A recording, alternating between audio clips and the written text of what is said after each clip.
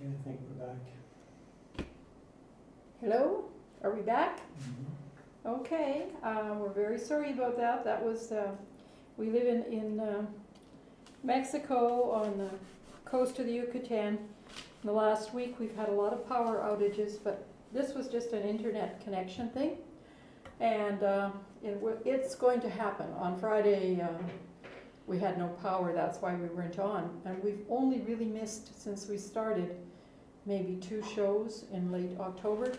So in general, we will be here. And we will, if there's a reason we will not be, you'll be able to look on our websites and places and find out that we're not scheduled. But we haven't. We've scheduled and we've been here 69 times in a row. And we can often get re-hooked up too. If you're interested in what we're doing, then we can often get hooked up again. So while we were gone,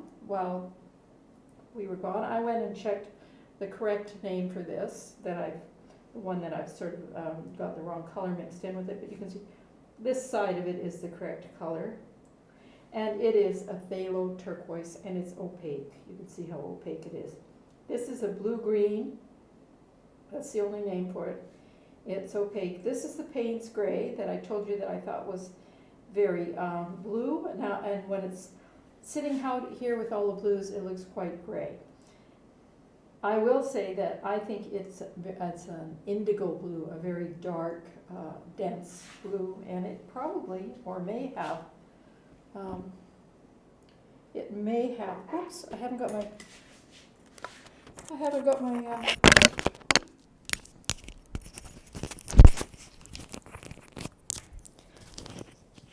I think I should probably go over all of that again. I apologize. I went out to find out, is my sound on, Previn? Yeah. Okay. Apparently my sound was on, but it was not attached to me. And I went out to find the true name for this, which is in another room. So I'm just going to quickly go over that. The correct name for that one is a phthalo turquoise. This is a blue-green. This is the Payne's gray. And the Payne's gray does look gray here, but I really think... what was it that I thought it looked like? An India ink color, a very dark blue, and I don't know whether or not it has any black in it. I can check in it for you. This color here is a color that I mixed up myself from phthalo blue and phthalo green, both 2 transparent colors. Now the reason I did that is because I didn't have that mixture. This is phthalo blue and phthalo green, but it's got white added. That's why it's that color. And it's not transparent, obviously. And I mixed that because I have this lovely chart from Golden. I think they have it in here. They may not. No. I just knew that I mixed phthalo blue and phthalo green. I'd get this really beautiful color. And it is a transparent turquoise. But Golden does have this color mixing chart. If you go to its website, I just downloaded this recently, and I've been using it for years. So they still have it there, and I think it's wonderful because I use it. Oh yeah, here, Payne's gray is a mixture of. It's 3-2 mixture. It's number 4. So that's naphthol red light and a 7 phthalo blue. So if you put the 2 together in that ratio, that's how you can make your own Payne's gray. So that's what this chart is about. It tells you the proportions, and it's for making a lot of different colors here. So this cerulean blue here is zinc white. So that's this one. And it is opaque because white turns things opaque. But it's not a baby blue because they use the zinc white instead of titanium white. So if you're interested in mixing colors, you must go and look at this. If you're interested in mixing the true colors of your paints, this is wonderful. So that's... I think I'll keep this. Oh, this one here, this is something I mixed up when I was thinking of making this, I made a sample. It's not completely well mixed here, but you can see how pretty it is. And just mixing those two colors together and not completely, you can get some wonderful watercolors. And this, of course, is, well, I shouldn't say of course, but it is my one favorite color in androthrone or anthraquinone blue. Okay, so I think I'll probably put something like this up on the website. I'm not sure. Okay, so today we did miss a lot of time. So I thought I'd just spend the last few minutes seeing if I can repair a painting I didn't care for particularly. And I sort of made a light blue painting and then showed people how to put gold on the surface, thinking it might look nice. But I think the colors are too similar. And this is sort of the surface that I usually put a gold on. And this one I was trying to do sort of all over the place. So it's not really that great. So what I want to do is just put in some darks behind. I'm going to hope that the dark goes in behind there. And I'm going to rub off where the gold is. And I just hope it improves it. If it doesn't, then we'll try another thing some other day. And I think the dark that I'd like to use would be Payne's Gray. So I'm just going to see what happens. And we'll use these tools because this is what this is supposed to be all about. Can it make it more interesting? I don't know.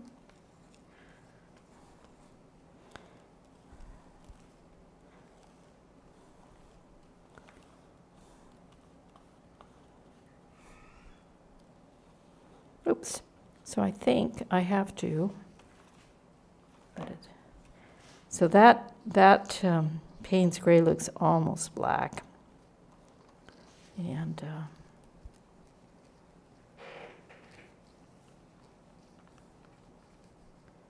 okay, now let's see, where is my little sponge? Did I put it in there? Yeah, I did.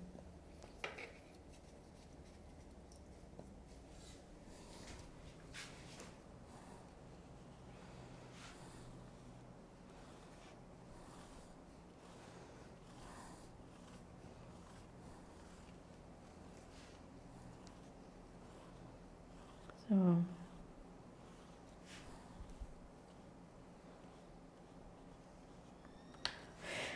my thoughts were that I would take something like, oh, where is it?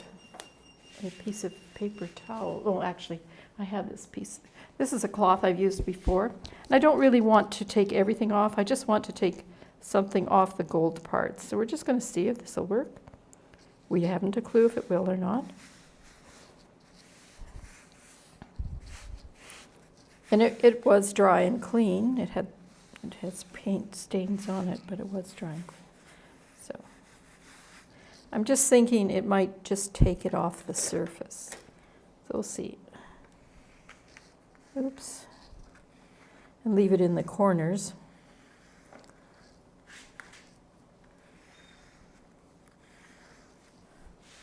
So if you're watching me, there'll probably be an experiment or two going through the show because I just can't help myself. And oh, that looks terrible. Oh.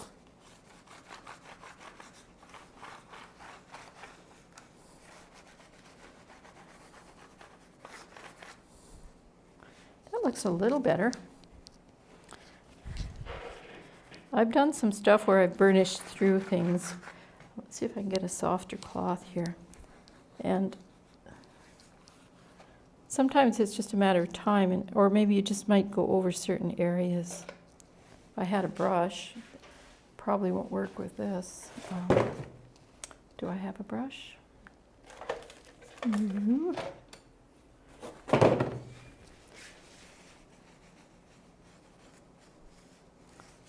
So this might be something like a thing in progress, or where I start to, yeah. So I think if I want to be able to use this gold again, I have to at least wipe off those areas. So and work on how I'm going to brush out the background. So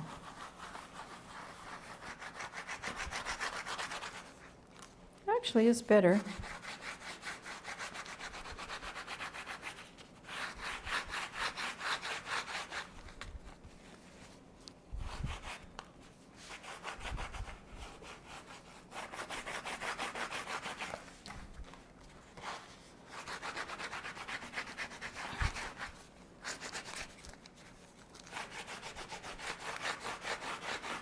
At least now, the design, the gold design, is showing up as not looking quite like it was a grid in front of the background. But I probably will return to this. I think right now I just want to get enough of the gold up and scraped off. Could use something like this too. Then it definitely takes it off in different places. Yeah. It's an improvement. Not a great improvement, but an improvement. So there's another one here that I'm going to improve, but not today. And it's because it's so green. Where is it? I've put a slick cover on this one. And then I'm going to go over it with something else and maybe scrape down to some of the greens there. Haven't quite decided what I'm going to do, but now that I'm doing so many of them, I actually have ones that I think I can sacrifice and try and play with them in different ways. So this is the show for today. We actually did, I don't know how many we did here. We did these two. We did these two. Now I've got to start remembering to date them because I've been asked to date them, and we checked out the blues and greens, and I think we did some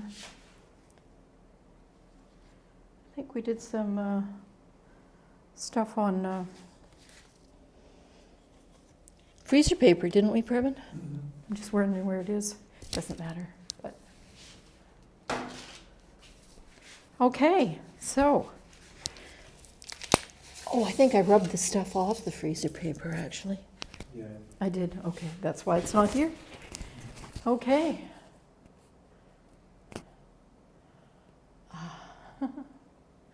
Thank you for joining us today. You can find us here every Monday, Wednesday, and Friday at noon Central to do demonstrations, answer your questions, try new things. Don't take the mic off. Don't take the mic off? Okay, I won't. I'm holding on to it. Answer your questions. I'm looking forward to seeing you on Wednesday. And I apologize for the problem with the internet. We haven't had that many problems with it, so we expect it to get better. So see you on Wednesday.